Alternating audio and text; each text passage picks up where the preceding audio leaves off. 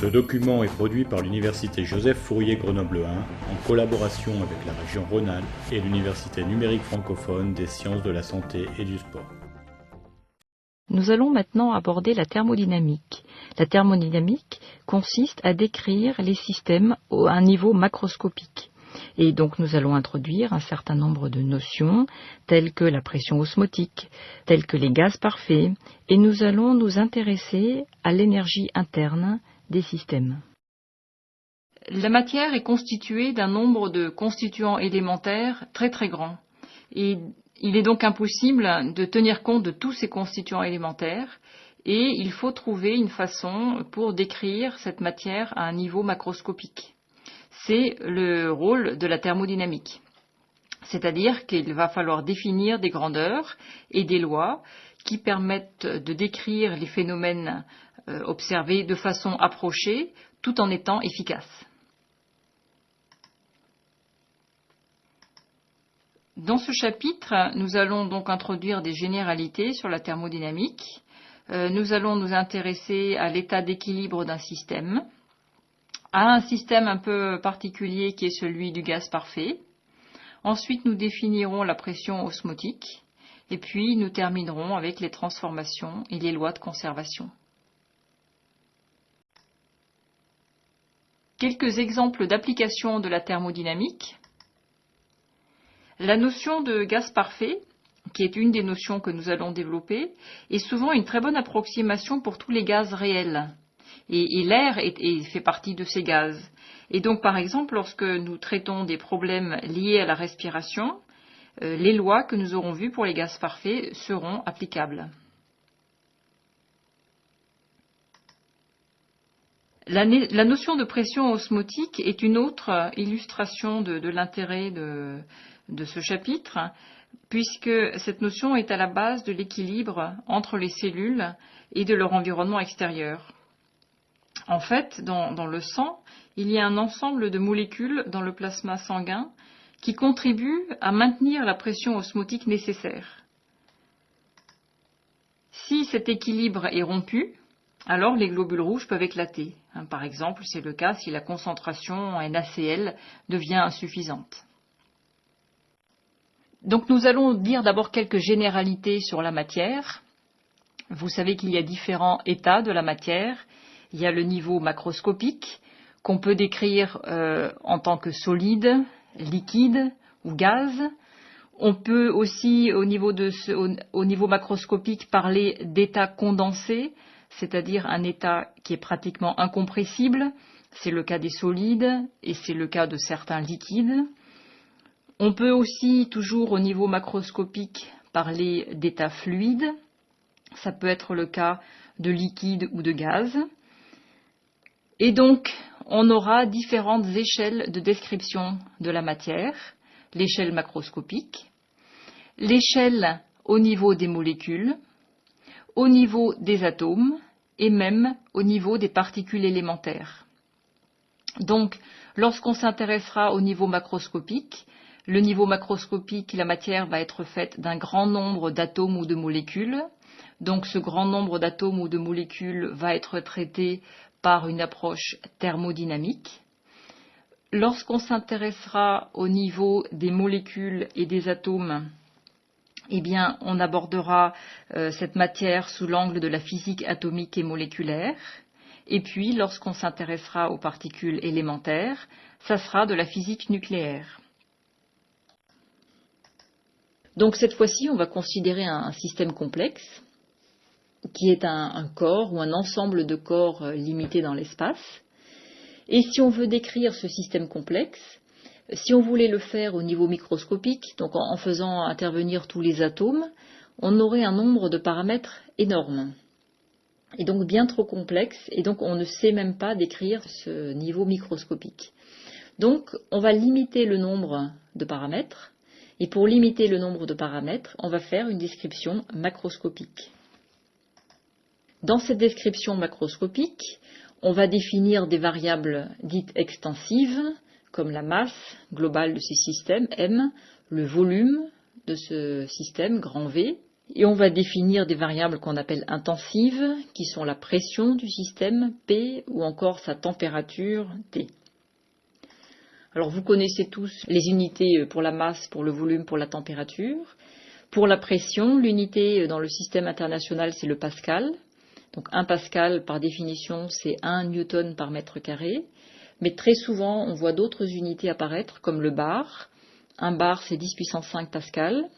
On voit aussi le torr. Un torr, c'est 1 mm de mercure. C'est 1,3 10 puissance 2 pascal. Cette unité a une valeur historique puisqu'on mesurait la pression avec des colonnes de mercure. On va voir aussi apparaître l'atmosphère. Et une atmosphère, c'est 1013 millibars ou encore 760 torr.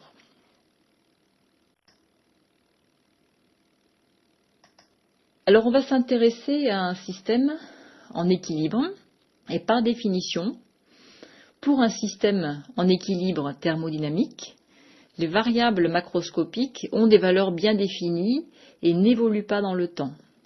Alors ces variables ne sont pas indépendantes entre elles, mais elles sont reliées par une équation d'état, c'est-à-dire que la pression, le volume, la température seront reliés par une équation qu'on peut écrire de façon générale comme une fonction de P, V, T qui est égale à 0.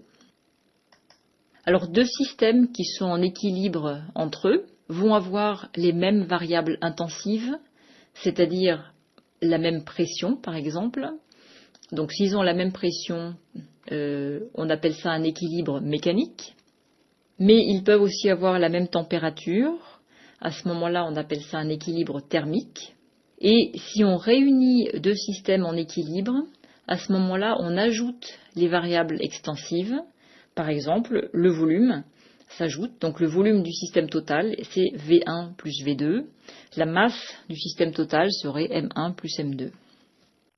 Donc on va définir maintenant un système un peu particulier qui est le gaz parfait. Alors le gaz parfait, c'est un gaz idéal dans lequel on va considérer que les molécules sont ponctuelles, très petites, et sans interaction entre elles. Le gaz idéal, c'est pas quelque chose d'irréaliste. En fait, un gaz réel à basse pression. Donc basse pression, ça veut dire qu'il y a un petit nombre de molécules, donc une faible densité moléculaire. Ce gaz est proche du gaz parfait. Alors de tels gaz ont été étudiés depuis longtemps déjà.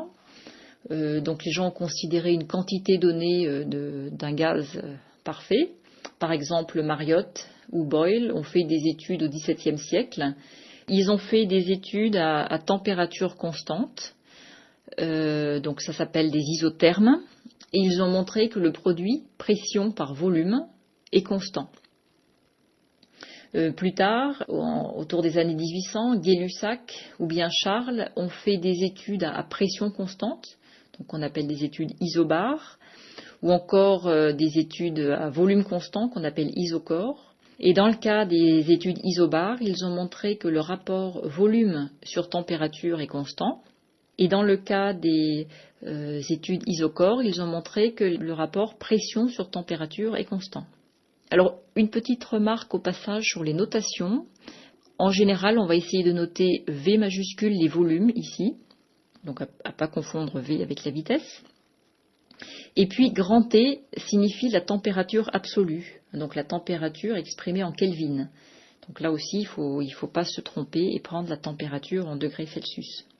Alors, à partir de toutes ces différentes études, il a été possible de définir une équation d'état pour les gaz parfaits, qui est PV sur T est une constante. Donc le produit, pression, volume, divisé par la température absolue, est une constante. Et donc si on considère un système avec deux états d'équilibre, eh bien on pourra écrire que P1V1 sur T1 est égal à P2V2 sur T2.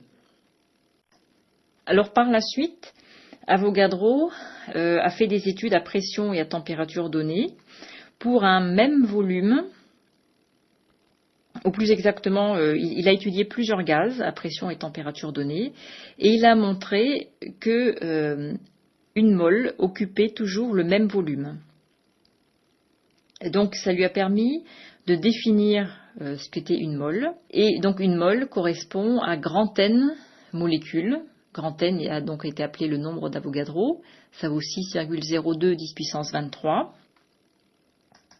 Et le volume occupé par cette mole est donné par la relation donc P Vm sur T est égal à une constante qu'on a notée grand R.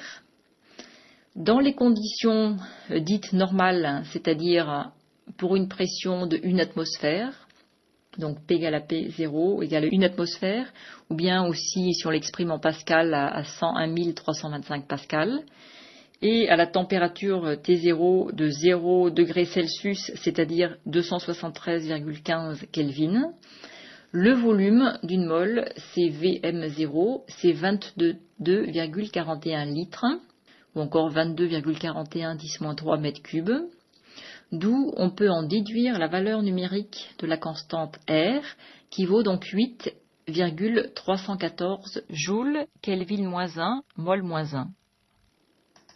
Donc, si on passe maintenant à N mol, donc le volume va être N fois plus grand, donc le produit P pression par volume va s'écrire N fois RT. Donc N mol, ça correspond aussi à grand N molécules, grand N égale à petit n fois le nombre d'Avogadro. Et donc on peut aussi exprimer l'équation d'état du gaz parfait en fonction du nombre de molécules, et on écrira le produit pression par volume est égal à grand N KT, où on introduit cette fois une constante K, qui est reliée à grand R par K égale à grand R sur le nombre d'Avogadro. Cette constante vaut 1,381 10-23 joules par Kelvin, et cette constante K est appelée la constante de Boltzmann. Donc il faut retenir qu'on a deux façons d'écrire l'équation d'état pour le gaz parfait, soit en fonction du nombre de moles petit n et on fait intervenir la constante R, soit en fonction du nombre de molécules grand N et on fera intervenir la constante K. Alors on peut faire une petite application et considérer une pompe à vide qui réalise un vide de 1 picotorr. Alors un picotorr, pico c'est 10-12, donc c'est 10-12 torr, à une température de 0 degré Celsius. Et on se pose la question de savoir combien y a-t-il de molécules dans 1 cm3. Et aussi de savoir quelle est la distance moyenne entre ces molécules. Donc on va considérer qu'on a un gaz parfait. On écrit donc la fonction d'état du gaz parfait. PV est égal à grand N KT. Connaissant la pression, 10-12 torr qu'il faut transférer en pascal, donc 1,3 10-10 pascal. Donc, on en extrait le nombre grand N, qui est donc PV sur KT, donc 1,3 10-10 fois 10-6, le tout divisé par 1,38 10-23 fois 273. Donc, globalement, ça vous donne 35 000 molécules dans 1 cm3. Alors, n'oubliez pas, dans ce genre d'application numérique, lorsqu'on écrit PV sur KT, on va mettre toutes les données dans l'unité du système international. Donc la pression en pascal, le volume en mètres cubes, donc 10-6, puisqu'on a 1 cm3, K est exprimé en SI, et la température en Kelvin. Donc à partir de ce nombre de molécules, on s'intéresse au volume occupé par une molécule, et tout simplement on va dire que le volume pour une molécule, c'est le volume total divisé par le nombre de molécules, donc 1 sur 35 000, et on va considérer que ce volume, c'est un petit cube d'arête A, et donc tout simplement le volume, c'est A au cube. Et donc, on en déduit que A est égal à 0,3 mm. Donc, une molécule, dans ce gaz, en moyenne, occupe un petit cube d'arête 0,3 mm. Alors, est-ce que c'est grand, est-ce que c'est petit? On peut comparer ça avec la taille moyenne d'une molécule. Si le gaz considéré est un gaz d'atome, la taille d'un atome, typiquement, c'est 0,3 nanomètres. Le nanomètre, c'est 10-9 mètres. Et donc, si vous faites le rapport taille sur distance, donc 0,3 10-9 sur 0,3 10-3, vous trouvez un rapport de 10-6. c'est-à-dire que la taille de la molécule est 10 puissance 6 fois plus petite que la distance. Donc les molécules sont vraiment très éloignées. Donc ça justifie parfaitement qu'on considère ce gaz comme un gaz parfait. Alors maintenant, on peut s'intéresser à des mélanges de gaz parfaits. Et ça a été étudié aussi au XVIIe siècle par Dalton, qui a considéré donc plusieurs gaz parfaits dans une même enceinte de volume V. Donc on a Ni molécules du gaz I. Le nombre total de molécules grand N, c'est donc la somme des grands Ni. Et on peut écrire globalement pour l'ensemble du gaz la relation des gaz parfaits PV est égale à grand N KT ou encore à somme des grands Ni fois KT. Si on avait le gaz I tout seul dans l'enceinte, on pourrait écrire pour ce gaz I la relation des gaz parfaits. Donc on écrirait PIV est égal à NI KT. Et on voit que donc on peut relier la pression P à la somme des pressions PI. Donc P c'est la pression du mélange et PI on appelle ça la pression partielle du gaz I. Donc c'est la pression qu'aurait le gaz I s'il occupait à lui tout seul le volume grand V. Alors par exemple, on peut considérer l'air à pression atmosphérique et s'intéresser à la pression partielle des différents constituants de l'air. Alors vous savez que l'air est constitué principalement d'azote, d'oxygène et de gaz carbonique.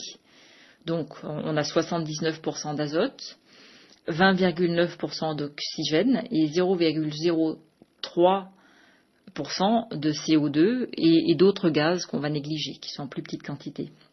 On va considérer que l'air est un gaz parfait. Et donc on peut écrire la relation PV est égale à NKT. Et par définition, la pression partielle de chacun des composants s'écrit PI grand V fois NIKT, comme on vient de le définir. Et on peut donc faire le rapport des deux relations. Et si on fait ce rapport, on trouve que le rapport PI sur P est égal à grand Ni sur grand N. Donc on retrouve le ratio des différents constituants. Donc la pression partielle de l'azote, c'est tout simplement 0,79 fois la pression de l'air, donc la pression atmosphérique, donc 0,79 atmosphères. La pression partielle de l'oxygène va donc être 0,209 atmosphères et la pression partielle de CO2 serait 0,0003 atmosphères. Alors à partir de là, est-ce qu'on peut estimer la profondeur de plongée possible ? Sachant que donc en cours de plongée, la pression va augmenter, donc toutes les pressions partielles augmentent, et on peut se demander quelles sont les limites pour ces pressions partielles. Alors on peut s'intéresser dans un premier temps au CO2, et on sait que l'organisme tolère jusqu'à 0,02 atmosphères de CO2. Donc ça veut dire que la pression partielle maximale de CO2 c'est 0,02. On revient à la relation PI est égal à P fois grand Ni sur grand N. Et donc de là, donc le ratio Ni sur N lui ne varie pas.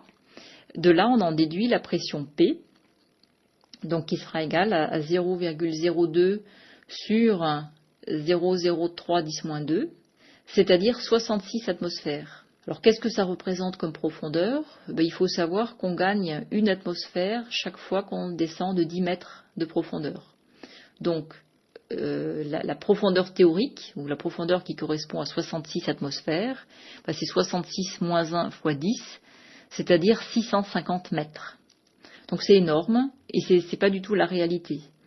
Donc il ne faut pas oublier qu'il y a d'autres contraintes. Et une autre contrainte, c'est par exemple maintenir la pression partielle d'oxygène en dessous de 2 atmosphères. Alors, quelle est la conséquence de ça ? On reprend à nouveau l'expression de la pression partielle d'oxygène, qui est égale à P fois Ni sur grand N, c'est-à-dire P fois 0,209. Et donc à partir de là, au mieux, la pression peut atteindre 9,5 atmosphères. 9,5 atmosphères, ça correspond a une profondeur de plongée maximale de 85 mètres. Donc ce qui est quelque chose de beaucoup plus réaliste. Donc par cet exemple, vous voyez comment on peut utiliser l'équation d'état des gaz parfaits et quelle est la signification des pressions partielles des constituants d'un gaz.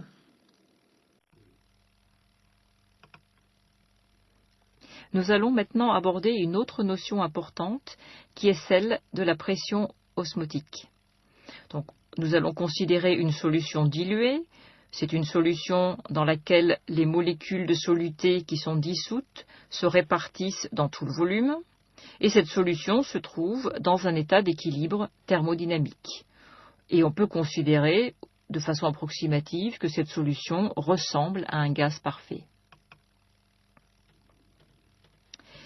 Dans cette solution diluée, les molécules en solution sont agitées, bien sûr, et vont se déplacer de façon aléatoire dans la solution. Et de ce fait, elles vont heurter les parois du récipient dans lesquelles elles sont contenues. Et en heurtant ces parois, elles exercent une pression sur ces parois. Et puisque nous venons de voir que cette solution, on peut l'assimiler à un gaz parfait, eh bien nous allons définir la pression, que nous appelons pression osmotique, pi, comme de façon analogue à la pression, une pression partielle de gaz parfait, en écrivant que pi V est égal à nRT, donc où V est le volume occupé, N est le nombre de moles présentes dans cette solution, donc le nombre de moles de soluté dans cette solution. Et donc, de là, nous en déduisons la loi de Van't Hoff, qui nous donne la pression osmotique, pi, qui est égale à CRT, où C est donc la concentration molaire, c'est-à-dire N sur le volume V. La notion de pression osmotique est importante lorsque les parois sont semi-perméables, ce qui est le cas des membranes, car dans ce cas, seules les molécules en solution ne passant pas à travers la membrane exercent une pression sur cette paroi et contribuent donc à la pression osmotique. Et ceci nous amène à définir l'osmolarité, N. N va être le nombre total de moles de molécules en solution contribuant à la pression osmotique. Et les exemples des diapositives suivantes vont nous illustrer cette notion d'osmolarité. Alors calculons cette pression osmotique pour différents exemples. D'abord pour des molécules totalement dissociées, par exemple NaCl. Vous prenez NaCl, vous le mettez dans l'eau, à une concentration de 9 grammes par litre. Donc la molarité, c'est-à-dire le nombre de moles par litre, c'est 9 que divise la masse molaire 58,5.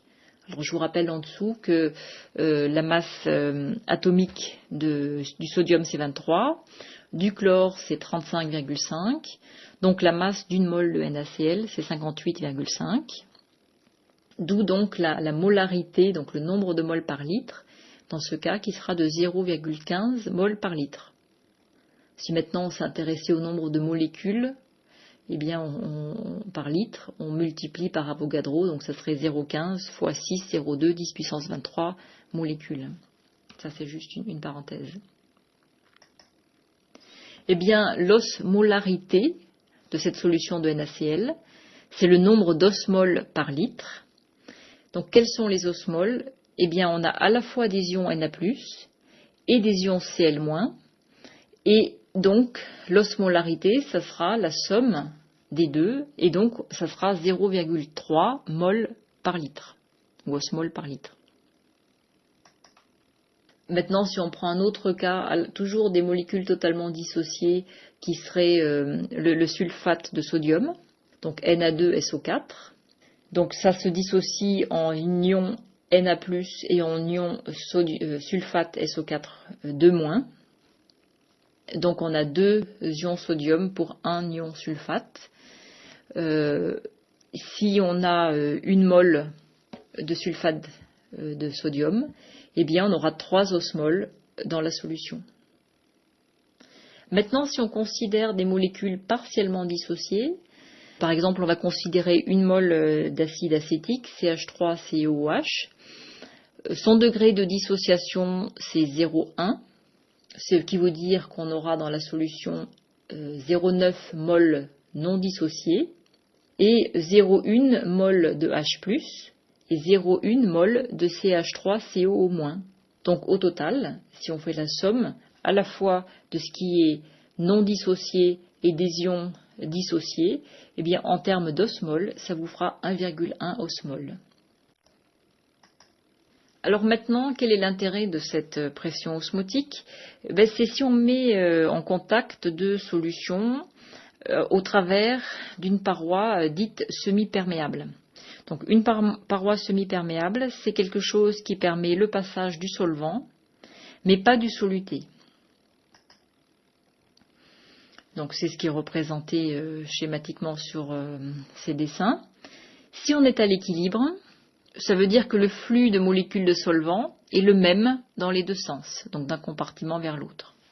La pression due au solvant est la même des deux côtés. Ce qui va changer, c'est la pression osmotique, qui est due au soluté. Donc typiquement, sur le schéma ici à droite, la situation initiale qui est à gauche du schéma, on a un soluté schématisé par ces points rouges dans un compartiment.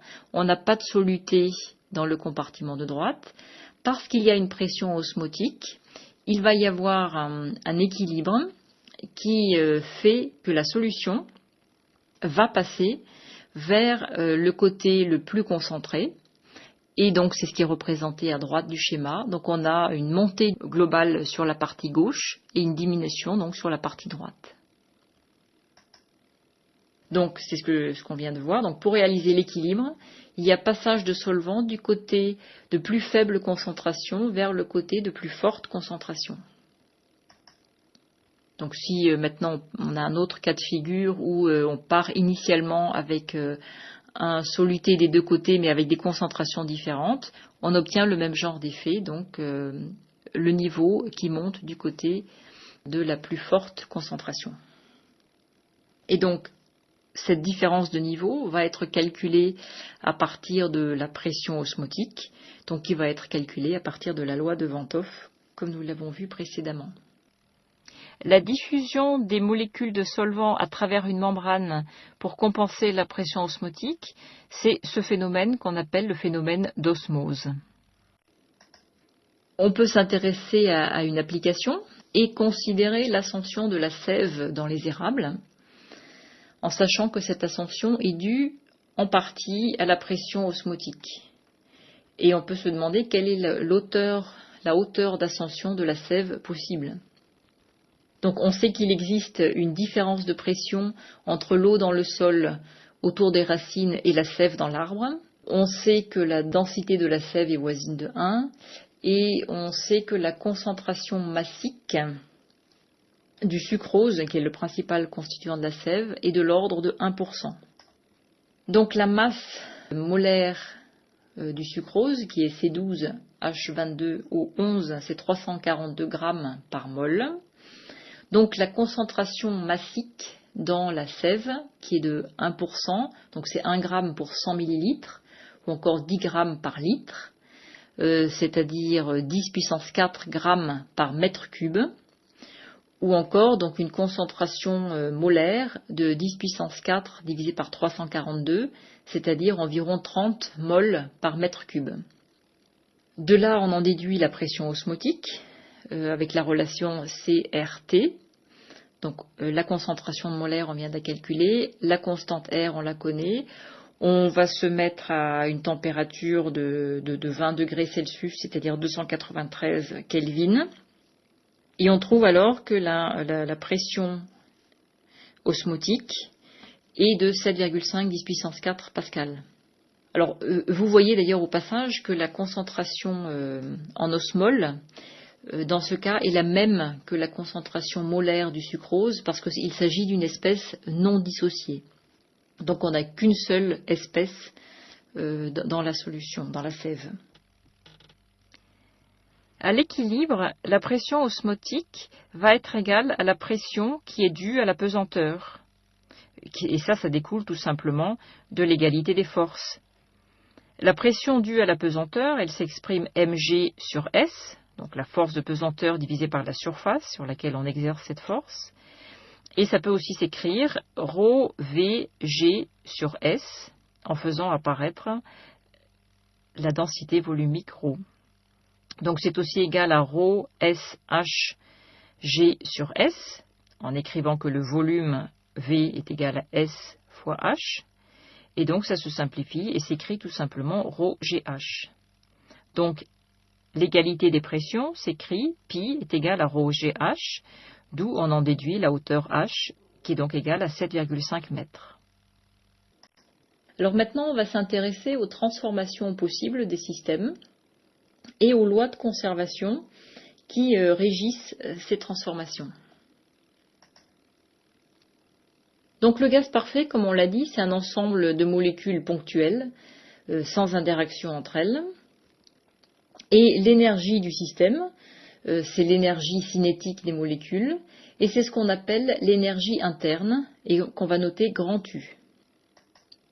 Alors cette énergie interne, U, va pouvoir être modifiée par une action du milieu extérieur. Par exemple, ça peut être un travail, grand W, exercé par un piston qui comprime le gaz, ou ça peut être une quantité de chaleur, grand Q, fournie par une source de chauffage. Et le premier principe de la thermodynamique nous dit que dans toute transformation, la variation d'énergie interne d'un système est égale à la somme des énergies échangées avec le milieu extérieur sous forme de travail et de chaleur, c'est-à-dire delta U est égal à W plus Q. Donc ce premier principe de la thermodynamique, c'est tout simplement un principe de conservation de l'énergie. Donc si on part d'un état initial grand A et qu'on transforme le système vers un état final grand B, on sait que delta U ne dépend que des états A et B, c'est-à-dire de l'état initial et de l'état final. On appelle ça une fonction d'état. Donc grand U est appelé une fonction d'état. Par contre, ça n'est pas le cas du travail W et Q, qui eux dépendent de la façon dont la transformation est faite.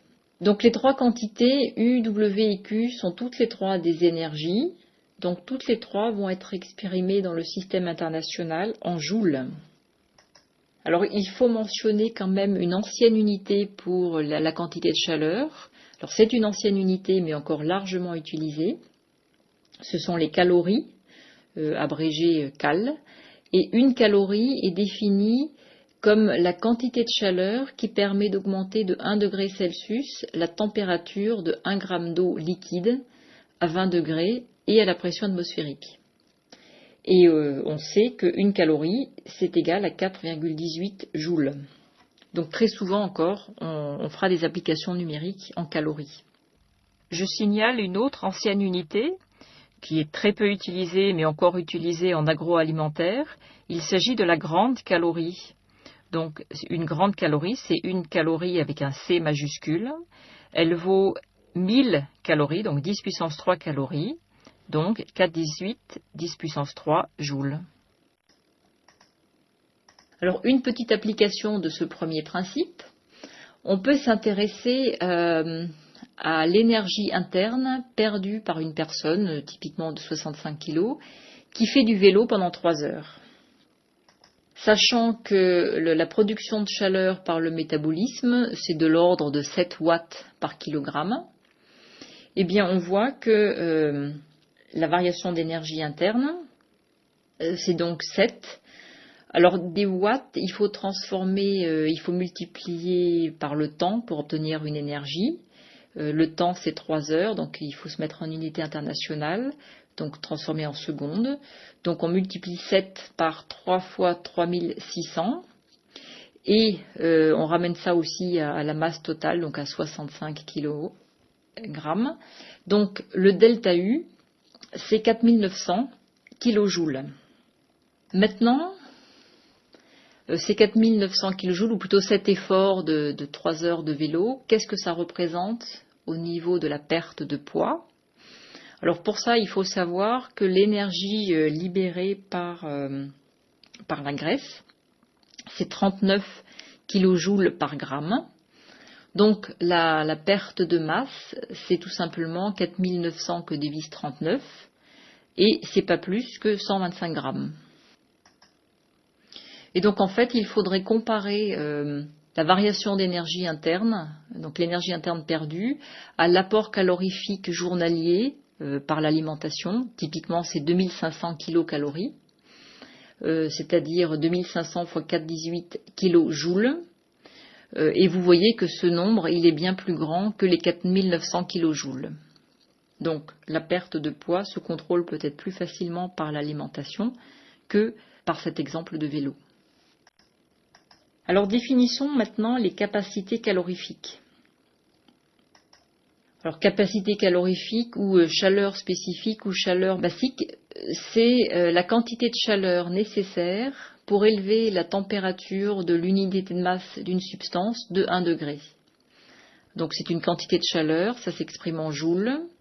C'est une quantité de chaleur par unité de masse, donc c'est des joules kilogramme moins 1. Et ça correspond à une variation de 1 degré, donc c'est Kelvin moins 1. Ou encore, ça se trouvera en calories, gramme moins 1, Kelvin moins 1.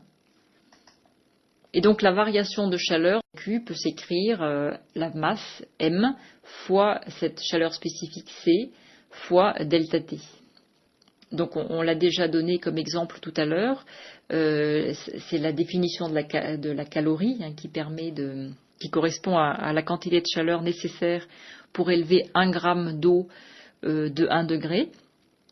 Si maintenant on veut passer 1 kg d'eau liquide de 0 degré à 100 degrés, la quantité de chaleur nécessaire, ça sera 10 puissance 3, donc la masse, fois 4,18, fois 100, ça c'est le delta T, c'est-à-dire 418 kilojoules. Alors pour les gaz, l'apport de chaleur ne va pas être le même si on travaille à pression constante ou à volume constante. Et donc on va considérer deux chaleurs spécifiques différentes. L'une qu'on va noter C indice P lorsqu'on travaille à pression constante et l'autre C indice V lorsqu'on travaille à volume constant. Et par exemple pour l'air, Cp vaut 1,006 10 puissance 3 joules kilogramme moins 1 Kelvin moins 1, alors que Cv vaut 0,720 10 puissance 3 joules kilogramme moins 1 Kelvin moins 1. On peut aussi définir les capacités calorifiques molaires.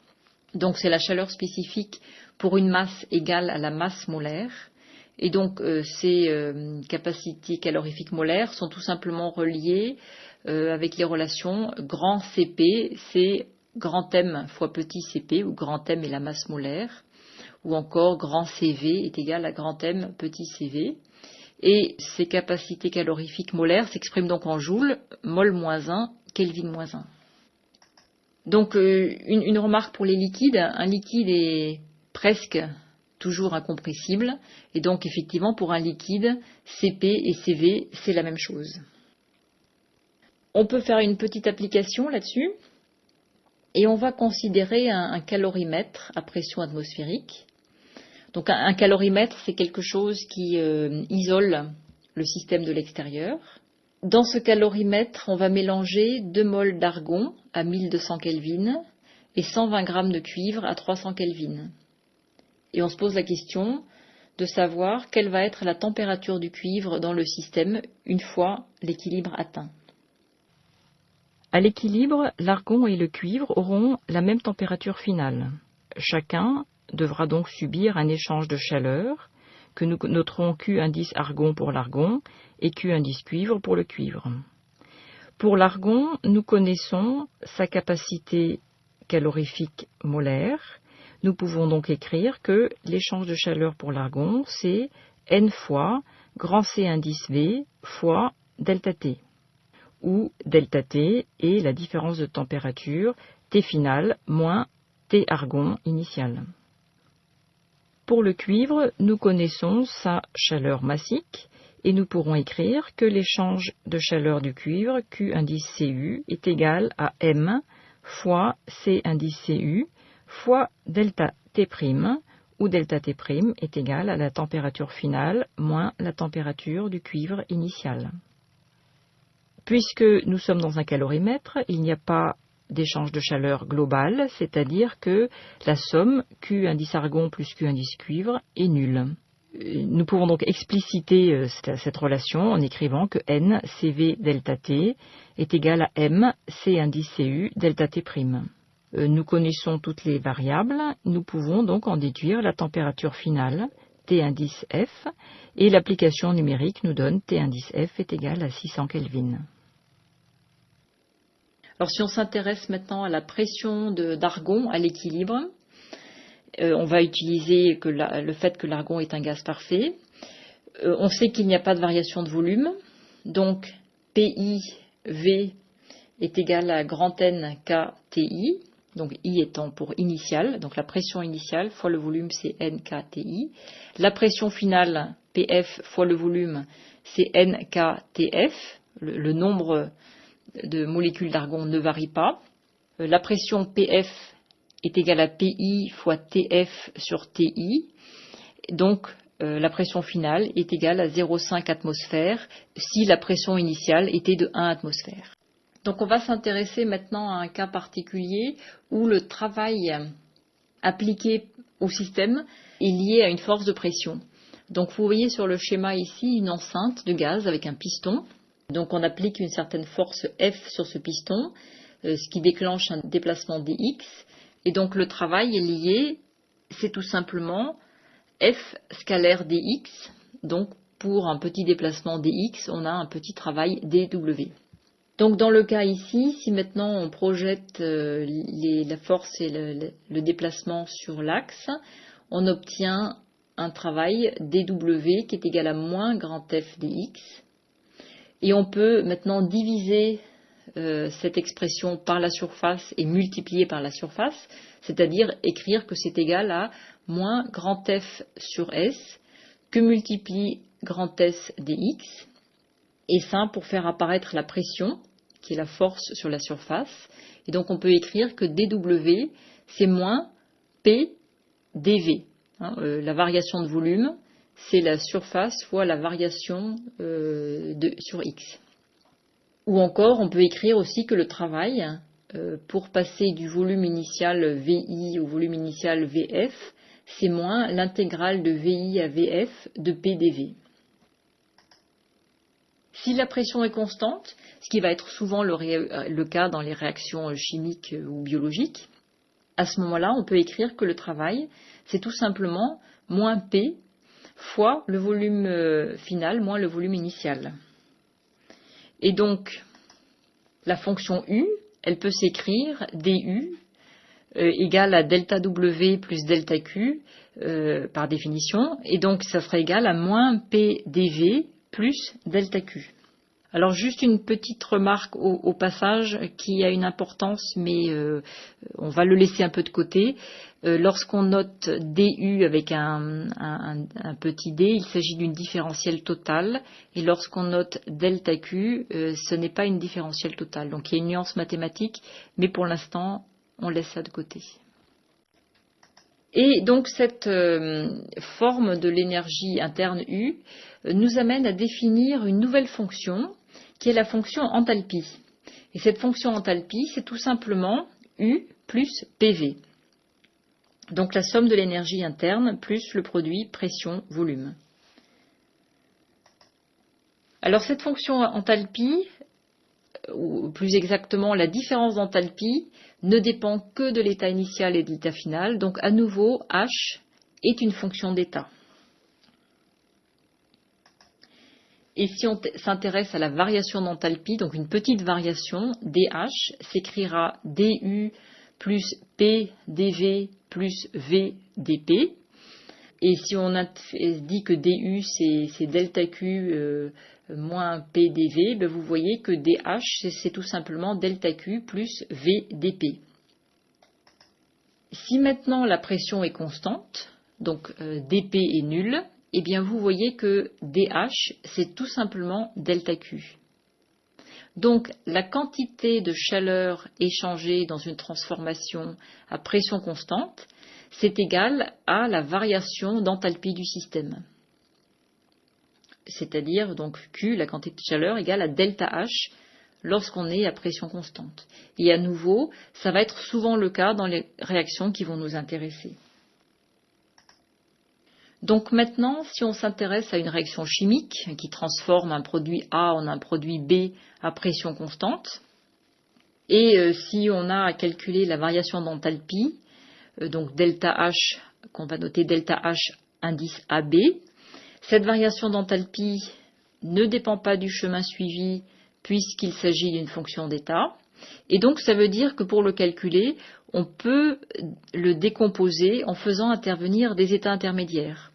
Et c'est ce qui est représenté ici par le schéma. On pourrait passer de l'état A vers l'état B en passant par une étape C, ou on pourrait passer de A à B en passant par D. Donc si maintenant on passe de A à B en passant par C, si on écrit maintenant la variation d'enthalpie delta H AB, qui est HB moins HA, ça peut être écrit comme HB moins HC plus HC moins HA, c'est-à-dire delta H CB plus delta H AC. Donc on a fait intervenir le point intermédiaire C, mais on pourrait très bien aussi écrire la variation d'enthalpie de A vers B en faisant intervenir l'état D. Donc on écrirait que delta H AB serait égal à delta H AD plus delta H DB. On peut appliquer cette notion d'enthalpie pour calculer la chaleur de réaction de formation d'une mole d'eau à 100 degrés Celsius en phase vapeur. Connaissant la chaleur de réaction de la formation d'une molécule d'eau à 25 degrés Celsius en phase liquide, qui est delta H égale à moins 68 kilocalories pour une mole, donc à 25 degrés Celsius et à 1 atmosphère. Et connaissant aussi la chaleur latente de vaporisation de l'eau à 100 degrés Celsius, qui est de 540 calories par gramme. Autre donnée nécessaire au problème, la capacité calorifique molaire pour un gaz parfait nous est donnée et elle vaut C est égal à 7 R sur 2. Donc on va utiliser le fait qu'on travaille à pression constante et que donc la quantité de chaleur est égale à la variation d'enthalpie. Et on va faire des étapes intermédiaires et on va partir donc l'hydrogène de H2 plus 1,5 de O2 qui sont donc deux gaz à 25 degrés. La première réaction, c'est la réaction de formation de la molécule d'eau liquide à 25 degrés, la réaction 1. Donc c'est pour cette réaction qu'on connaît le delta H. Ensuite, on va faire passer cette eau liquide à 25 degrés à H2O liquide à 100 degrés, c'est la réaction 2. Ensuite, la réaction 3 va nous faire passer de H2O liquide à 100 degrés à H2O gazeux à 100 degrés. La réaction 4, on va passer de H2O gazeux à 100 degrés à la redécomposition en hydrogène et en oxygène à 100 degrés. Et cette réaction 4, en fait, c'est l'inverse de la réaction qui nous intéresse. Et finalement, on va revenir vers H2 plus 1,5 de O2 à 25 degrés par la réaction 5. Et vous voyez que le produit de la réaction 5, en fait, c'est la même chose que l'état initial de la réaction 1. Donc on a fait un espèce de cycle. Et puisqu'on a fait un cycle, on peut écrire que la somme des variations d'enthalpie, delta H1 plus delta H2 plus delta H3 plus delta H4 plus delta H5 est égale à 0. Alors on peut détailler maintenant chacune des contributions. Delta H1, c'est la quantité qui nous est donnée au départ, donc c'est moins 68 kilocalories pour une mole. Delta H2 correspond à la variation d'enthalpie pour passer de l'eau liquide à 25 degrés à l'eau liquide à 100 degrés. La pression étant constante, donc nous avons vu que delta H est égal à la quantité de chaleur Q. Et donc nous pouvons utiliser l'expression Q égale à MC delta T. Et connaissant la chaleur massique de l'eau, donc nous pouvons donc écrire, alors si nous faisons le calcul en joules, delta H2 sera égal à 4,18 fois 18 puisque une mole d'eau c'est 18 grammes fois 75 pour le delta T. Ou encore, si nous voulons faire le calcul en calories, delta H2 sera égal à 1 fois 18 fois 75, c'est-à-dire à 1350 calories. Delta H3, maintenant il s'agit de passer de l'eau liquide à l'eau gazeuse. Là, ça implique la chaleur latente de vaporisation, donc il y a la quantité de chaleur nécessaire pour passer de liquide à gaz. C'est 540 calories par gramme. À nouveau, on a une mole, donc on a 18 grammes, donc c'est 540 fois 18, c'est-à-dire 9700 calories. Delta H4, on a dit que c'est la réaction 4, c'est l'inverse de celle qui nous intéresse. Donc c'est moins le delta H recherché. Et pour le calcul de delta H5, à nouveau maintenant c'est un changement de température de deux gaz, H2 et O2. Donc on va utiliser les capacités calorifiques. Donc on peut écrire que delta H5 c'est la somme de N grand C delta T pour l'hydrogène plus N grand C delta T pour l'oxygène, où grand C c'est la capacité molaire, donc soit pour l'hydrogène, soit pour l'oxygène, et petit n c'est le nombre de moles pour chacun des gaz considérés. Et ce qu'il faut savoir, c'est que grand C, pour un gaz parfait, c'est une constante qui est à peu près égale à 7 fois la constante R sur 2. Pour l'hydrogène, donc, la contribution à delta H5 va être égale à 1, puisqu'il y a une mole d'hydrogène, fois 7 fois 8,314 sur 2, ça c'est 7R sur 2, fois moins 75, puisque la variation de température au cours de la réaction 5 est de moins 65 Kelvin. Le tout divisé par 4,18 si on veut obtenir un résultat en calories. Plus la contribution de l'oxygène. Cette fois-ci, pour l'oxygène, il y a une demi-mole, donc c'est 0,5, fois à nouveau 7R sur 2, fois moins 75, que divise 4,18 à nouveau, et le résultat est égal à moins 780 calories. Donc maintenant, revenons à la différence d'enthalpie recherchée, delta H, qui est égale à moins delta H4, c'est-à-dire à delta H1 plus delta H2 plus delta H3 plus delta H5, ou encore moins 68 000 pour delta H1 plus 1350 pour delta H2 plus 9700 pour delta H3 moins 780 pour delta H5. C'est-à-dire, c'est égal à moins 57 700 calories ou encore moins 57,7 kilocalories. Donc, vous voyez à travers cet exemple comment il peut être intéressant de décomposer une réaction en différentes étapes intermédiaires pour lesquelles on sait calculer pour chacune d'elles les variations d'enthalpie. Parmi toutes les transformations, on peut distinguer deux grandes classes de transformations. Les transformations réversibles. Et pour ces transformations, les variables thermodynamiques, pression, volume et température sont définies à chaque instant et bien sûr reliées entre elles par l'équation d'état. Et de l'autre côté, les transformations irréversibles, pour lesquelles seul l'état initial et l'état final sont bien définis. Les notions de transformation réversible et irréversible seront reprises dans le cours de biochimie de M. Toussaint, car elles sont importantes en biochimie. On peut définir ce qu'on appelle des transformations adiabatiques, qui sont des transformations pour lesquelles il n'y a pas d'échange de chaleur avec le milieu extérieur. Donc en fait, il y aura une variation de température. Donc c'est ce que vous avez représenté sur un diagramme pression en fonction du volume, ici à droite. Donc vous avez représenté deux types de transformations, une transformation isotherme en bleu et une transformation adiabatique. On peut montrer que si cette transformation est réversible, pour un gaz parfait, alors on peut écrire la relation pression multipliée par volume à la puissance gamma est une constante. où gamma est une constante qui dépend du gaz considéré.